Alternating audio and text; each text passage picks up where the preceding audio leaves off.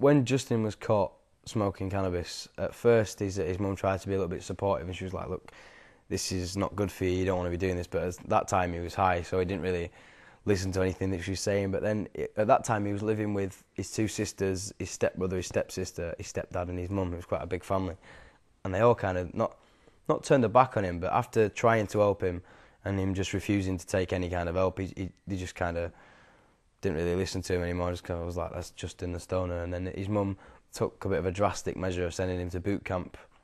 But I think it'd probably been a bit better if his mum had tried to support him a little bit more, rather than just sending him off after just trying to help him a little bit. I think it'd have been better if she'd just kind of stuck along with it.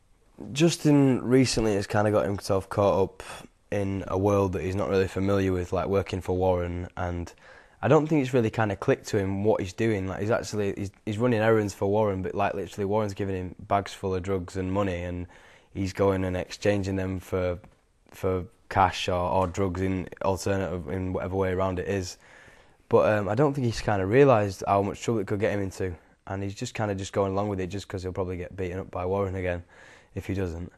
But yeah, it's not quite twigged to him yet how much trouble he could get into. I think the effects it kind of had on him, it changed him quite a lot. He wasn't the same around his family. He was never the most social person anyway, but when he was smoking, he just kind of, he'd fly off the handle like every 2 seconds. He ended up punching his mum.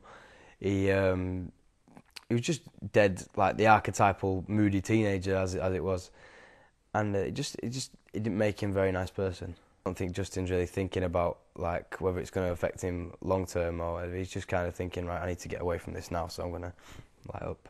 I think that if Justin was like an actual normal person who thinks about consequences, I'd like to think that maybe he wouldn't have smoked as much, because literally it was like every single day he was like smoking all the time.